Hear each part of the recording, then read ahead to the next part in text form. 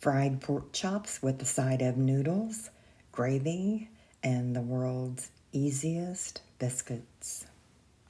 Begin by coating your pork chops on both sides with flour, salt, and pepper. And then set those aside for the flour to absorb well into the pork chops. And go ahead and heat your grease up on medium heat. Depending on the size of your pork chops, you'll fry these for 10 to 15 minutes on each side, and then put those on a baking sheet. You'll finish cooking those in the oven.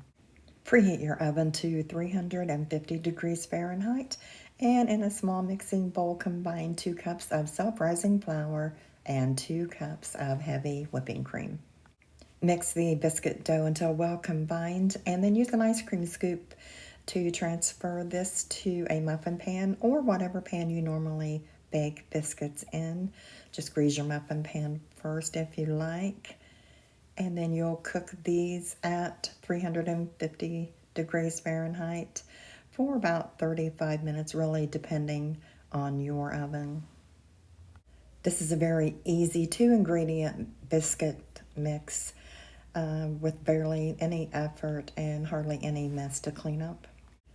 So put the biscuits along with the pork chops that you just fried in the oven, and then go ahead and empty most of the grease out of your pan that you fried the pork chops in. I left about 1/4 cup of grease, and I added 1/4 cup of the self-rising flour. You can add all-purpose, it's fine either way. Add salt and pepper, brown that well, and then I'm going to add 3 cups milk with 1 cup of water. I'm just going to add that a little bit at a time.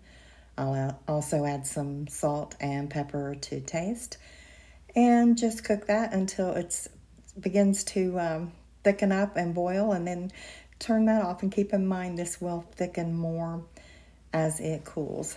And then in the meantime, I'm going to go ahead and also cook some noodles. Just follow the directions on the package. So here we have it: biscuits, pork chops, noodles, and gravy. And you might want to prepare some vegetables or maybe a salad to go with this. I hope you give this a try. Enjoy. Thank you so much for stopping by. And as always, I'll see you next time.